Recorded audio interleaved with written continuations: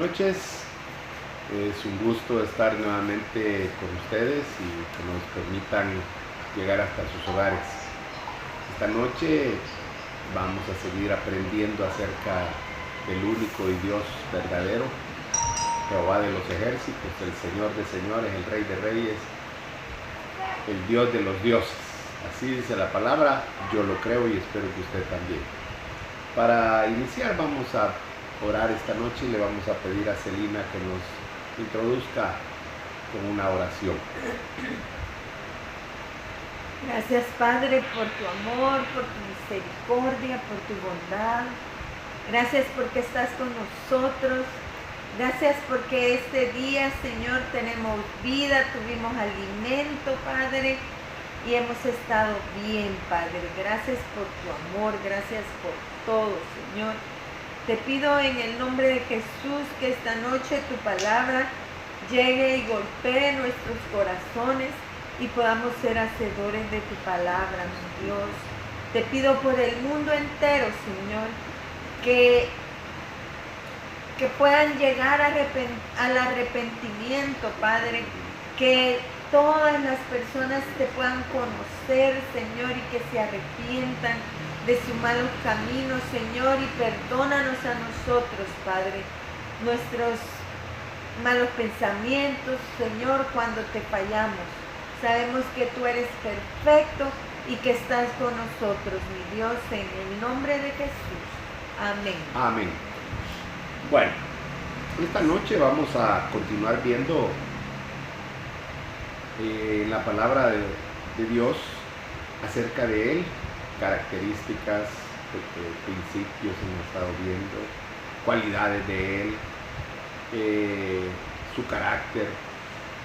Y hoy vamos a empezar a introducirnos en un tema. Y yo quiero hacerle una pregunta antes de comenzar a compartir. ¿Qué es verdadero? Que no hay engaño. Que no es engaño, dice Celina. ¿Okay? ¿Qué más? ¿Qué más podríamos decir? ¿Qué es verdadero? Lo honesto. ¿Vale? Sinceridad. O sea, hay muchos atributos, hay muchas palabras. Y la otra pregunta es, ¿quién es verdadero? Jesús. Ajá. Jesús, dice Celina. El Padre, el Espíritu Santo. En una palabra, Dios es verdadero. Yo quiero que esta noche usted me acompañe. Vamos a iniciar, y creo que esto es lo que vamos a ver hoy, estos 4 versículos que tienen mucho en común. Jeremías 10:10, Juan 17:3, Primera de Tesalonicenses 1:9 y Apocalipsis 6:10.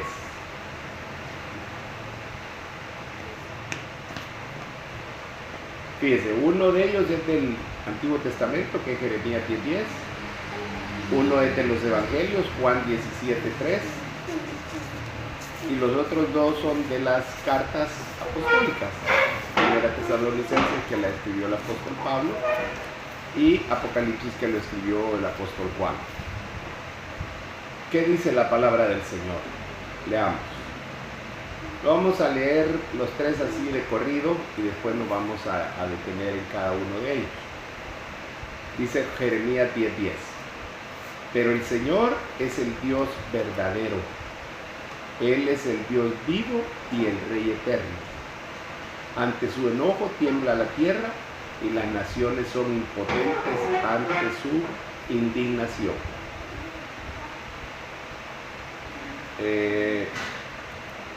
Juan 17:3 dice lo siguiente: y esta es la vida eterna, que te conozcan a ti, el único Dios verdadero, y a Jesucristo, a quien has enviado. Primera Tesalonicenses 1:9 dice lo siguiente: pues ellos mismos cuentan acerca de nosotros, de la acogida que tuvimos por parte de vosotros, y de cómo os convertisteis de los ídolos a Dios para servir al Dios vivo y verdadero. Y Apocalipsis 6:10 dice lo siguiente: y clamaban a gran voz diciendo: ¿hasta cuándo, oh Señor santo y verdadero, esperarás para juzgar y vengar nuestra sangre de los que moran en la tierra? Okay. Antes de hablar de ese Dios verdadero, hay que hablar así brevemente, de un atributo que es sumamente importante y que tiene que ver con la palabra verdadero. Y aquí lo dijeron con otras palabras Celina y Mariceli, y es el término integridad. ¿Qué es o quién es una persona íntegra? La palabra integridad aparece y viene del latín integer, así como se oye, integer. Y esto, en la definición, se refiere a cualquier cosa que está completa o entera. ¿Sí? Oiga, entonces, lo íntegro es lo que está completo o entero. Entonces, cuando uno dice, qué persona tan íntegra, dice uno. Entonces, lo que está diciendo es, esa persona es completa, está entera, no le falta nada. Y cuando digo está entera, no le falta nada, es que no le falta nada, o sea, que lo tiene todo, ¿verdad? Todo lo bueno, todo lo que es digno de imitarse. Porque el que no es así, no es íntegro, ¿no? Porque miente, porque roba, porque dice cualquier cosa que es contrario a él. Pero el íntegro, ese no miente, no engaña, no roba. Entonces, hoy, conociendo el significado de eso, creo que podemos tener un poco más de cuidado en nombrar a alguien íntegro. Cuando la palabra íntegro se emplea con referencia a Dios, entonces significa que su carácter es íntegro, sin defecto o sin imperfecciones. Y en eso estamos de acuerdo. Dios es perfecto en todo.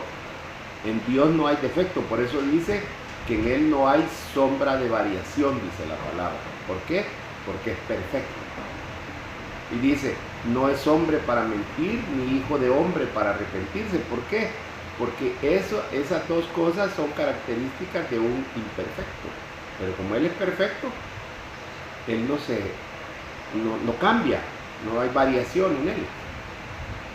Porque es íntegro Dios.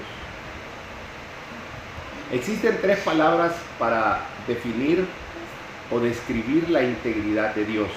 La primera es que Dios es verdadero. Por eso leímos este versículo. Entonces, la palabra verdadero tiene relación con la palabra íntegro o integridad. Eso significa, si Dios es verdadero, significa que Él es real. Y oiga esto, que no es fabricado, que no lo inventó nadie, ni es la imitación de cualquier cosa, o de un hombre, o de un animal, o de cualquiera. Por ejemplo, ¿de dónde salió Buda? De la imaginación de los hombres, o de haber visto algo y lo imitaron. Los dioses hindúes, que no recuerdo los nombres, pero el que tiene cara de elefante, o la mujer que tiene muchas manos. Entonces, esas son puras invenciones humanas, distorsionadas, todo lo que usted quiera. Pero nuestro Dios no es así, porque Él no tiene imperfección, Él no lo ha fabricado nadie. De hecho, Él se ha dado a conocer. Nadie lo ha inventado, no ha salido de la mente humana, ni de cualquier otra criatura creada en el universo. Otra palabra que lo describe es la palabra veraz. Y la palabra veraz es una palabra que implica que Él actúa solo y solamente habla Él dentro del ámbito de la verdad. O sea, Dios no va a hablar al margen de la verdad. Dios va a hablar dentro del ámbito de la verdad. Por eso es que Él es verdadero, por eso es que Él es la verdad. ¿Sí? Por eso es que dice que Jesús decía, yo soy el camino, la verdad y la vida. Y por eso lo criticaban, por eso lo perseguían. Porque Él no era de medias tintas. Él no era alguien que, vaya pues, para que te sientas bien, te lo voy a decir de esta manera. Y entonces se ponía en el límite de la verdad. No, Él era bien así, bien directo. Decía la verdad. Por eso les decía a los fariseos, hipócritas, camada de víboras. Imaginen las expresiones que usaba. Sepulcro blanqueado, les decía. ¿Por qué? Porque Él habló siempre con la verdad y eso enseñó a sus discípulos. Tuvieron que aprender ellos, igual que nosotros tenemos que aprender a caminar y actuar de esa manera. La falsedad es contraria a la naturaleza de Dios, entonces Dios no puede ser falso. Entonces Dios siempre va a decir la verdad, aunque duela. Por eso es que Jesús, por ejemplo, le llevaron a la mujer adúltera. ¿Y qué le dijo Jesús? Vete y no peques más. ¿Qué le estaba diciendo? Mujer, tú eres una adúltera, pero yo te perdono y te digo que te vayas y ya no vuelvas a adulterar.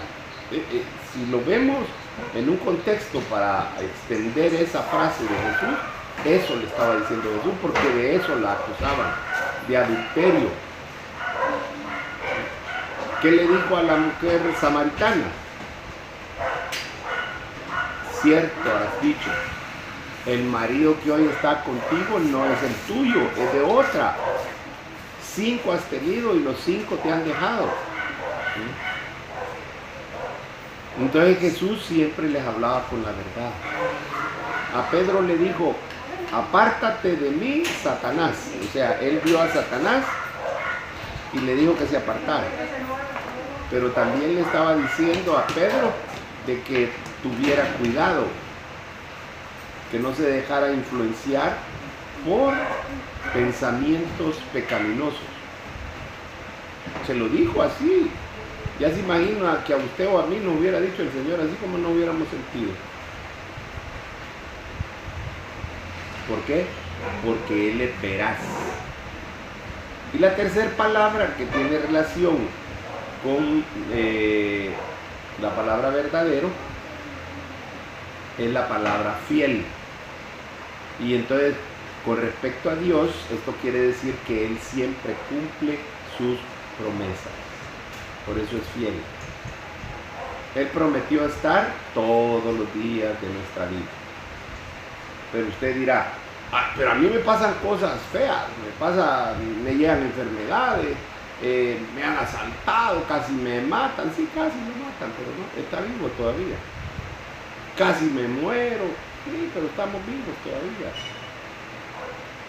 Me descontaron en el trabajo, sí, por alguna razón, y si fue injustamente, el Señor se va a hacer cargo. Pero Él es fiel. Y aunque tú no lo sientas ahí a tu lado, Él ahí está. Él te guarda siempre. Él está contigo. ¿Por qué? Porque su fidelidad es grande. Entonces, ve, la palabra verdad tiene que ver con la palabra integridad y hay 3 que la definen. Verdadero, veraz, fiel. Y eso es Dios. ¿Dios es genuino o es verdadero? ¿Cuál de las dos cosas? ¿Sí? Dios es verdadero. En las escrituras la palabra verdadero proviene de 2 vocablos, uno hebreo y otro griego. El término hebreo que la define es emet. Así como se oye, solo que lleva un apóstrofe antes de la primera emet. Y de la palabra griega alensinos.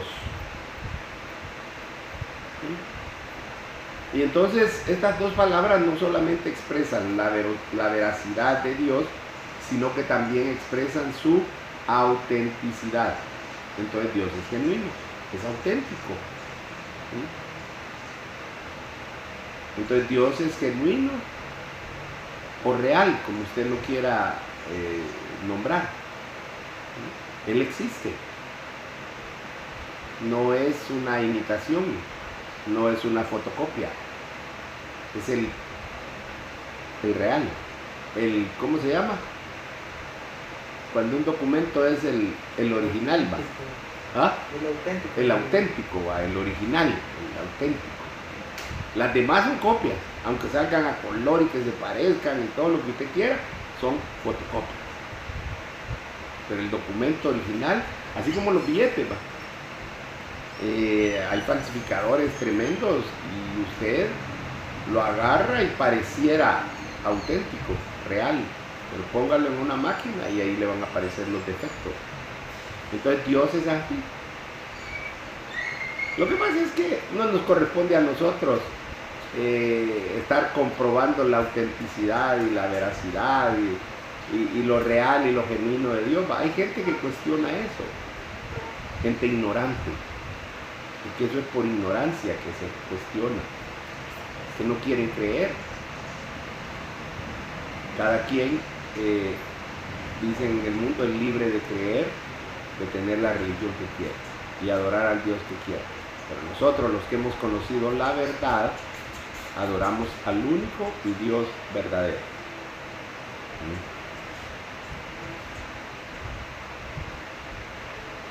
Él, Dios, es exactamente como Él revela ser.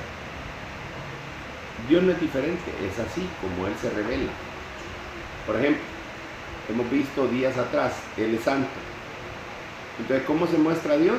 Santo, muestra su santidad. Dios es justo, entonces muestra su justicia. Y así cada cosa. Es todopoderoso. Bueno, y lo puede ver uno en la Escritura. Cuando el pueblo de Israel iba a entrar a Canaán, dice que los reyes tenían miedo porque habían oído de ese Dios que destruía ciudades, que aniquilaba ejércitos. Que los judíos lo único que tenían que hacer era hacerle caso, dar vueltas a la ciudad y los muros caían. Y los dioses de ellos no podían nada contra él. ¿Por qué? Porque Él es tal cual es. Él no es ni falso, ni es un invento, ni una mera imitación.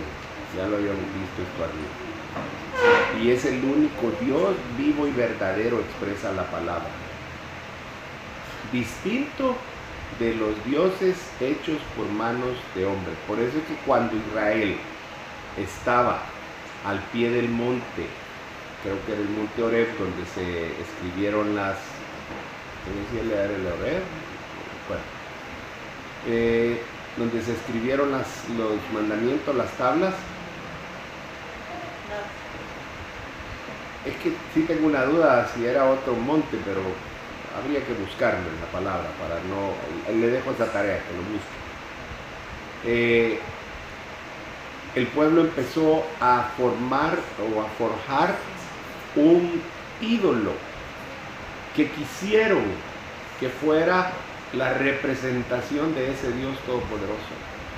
Y por eso es que Dios se enfureció, se indignó, porque se pusieron a compararlo contra algo que Él no era. Y por eso fue que allí Dios mató a una parte del pueblo. Ni se parece a los dioses falsos, nacidos de las imaginaciones corruptas de los hombres. Como le decía, los dioses hindúes, los dioses chinos y todos esos, que salieron de la imaginación del hombre. Pero Dios no es así. Veamos en las Escrituras por medio de qué nombre se revela el carácter de Dios, porque siempre un nombre revela el carácter de una persona. Hace poco nos dimos cuenta que Lucas significaba ¿qué? Huracán. Y hay días que parece un huracán, Lucas. ¿Por qué? Porque el nombre revela el carácter de la persona. ¿Sí? Entonces, veamos aquí algunas escrituras. Dice lo siguiente. Mas Jehová, Jeremías 10:10. Pero el Señor es el Dios verdadero. Él es el Dios vivo y el Rey eterno. Ante su enojo tiembla la tierra y las naciones son impotentes ante su indignación. Entonces, ¿qué nombres le da aquí Jeremías a nuestro Dios? Dice que es el Dios verdadero, es el Dios vivo y Rey eterno. ¿Oye? Entonces, Jeremías está describiendo a Dios como el Dios único, como el Dios existente, como el Dios que no tiene sombra de variación y que tiene vida, porque los demás dioses no tienen vida. Yo nunca he visto que el elefante ese que tienen en la India camine así la imagen, la estatua esa, y aún muchas otras imágenes que son de otros dioses, yo nunca las he visto que caminen, tienen que ser cargadas en hombro. Pero nuestro Dios, por ejemplo, se posó sobre el monte, se le apareció a Moisés, le habló a Moisés, tomó una forma con la cual Moisés pudo identificarlo. Porque dice la palabra que nadie ha visto a Dios, ¿verdad? Nadie puede verlo y seguir vivo. Pero dice que Jesús es la imagen del Dios vivo. Entonces, dichosos los que vieron a Jesús en persona. La palabra verdadero viene del hebreo emet, como le había dicho, y señala que Dios no solamente es verdadero, sino que también que es fiel. Eso implica esa palabra. El adjetivo vivo, porque es un adjetivo que se le ha dado a Dios, que se lo da en esta oportunidad el profeta, viene de la palabra hebrea kahai. Y frecuentemente los hebreos lo utilizaban para contrastar al Dios verdadero con los ídolos sin vida. ¿Se acuerda usted del pasaje donde está el profeta Elías? Él quiso descender fuego, ¿va? Y les decía, vaya pues, grítenle a sus dioses, a ver si no están dormidos, les decía él. Entonces, ¿qué estaba haciendo? Estaba contrastando a Jehová de los ejércitos, que es el Dios verdadero y vivo, con aquellos dioses muertos. Por eso les decía él, tal vez se durmieron, pero no es que le estuviera diciendo realmente que estaban dormidos. Lo que les estaba queriendo decir es que sus dioses están muertos, no son como mi Dios. Entonces Jeremías describe a Dios como el Dios verdadero, vivo y Rey eterno. Vamos a leer un versículo más y ahí nos vamos a quedar. Juan 17:3, y la vida eterna consiste en que te conozcan a ti, el único Dios verdadero. Entonces el apóstol Juan lo define como único y como verdadero a Dios. ¿Y esto qué hace Juan? Prueba la autenticidad de Dios. Cuando está diciendo que es único y que es verdadero, entonces está diciendo que Él es auténtico, que es verdaderamente Dios y que es el único Dios verdadero. Fíjense, eso es lo que hace el apóstol Juan. Entonces es importante hacer ver que Jesús no niega su propia deidad. Por el contrario, él habla de que él está ahí en calidad de mediador entre Dios y el hombre. Por eso es que no hay otro mediador entre Dios y el hombre. No puede haber otro mediador. Por más que quieran poner a María, ella no puede ser mediadora. Primero, porque no es Dios. Segundo, porque no es única. Y tercero, porque en ella no estaba la verdad absoluta como en Dios y como en Jesús. María, al igual que todos los hombres, tenía defectos, que tuvo que caminar a la perfección y que hoy está en un lugar preeminente es otra cosa, y eso no se lo niego, porque bienaventurada, le dijo el ángel, que era la salutación que le mandaba Dios. O sea, ninguna otra mujer ha sido bendecida de esa manera. Nos vamos a quedar aquí esta noche. Yo espero que usted medite esta palabra y que entienda que su Dios es un Dios verdadero, único, vivo, y es el Rey. Amén. Que la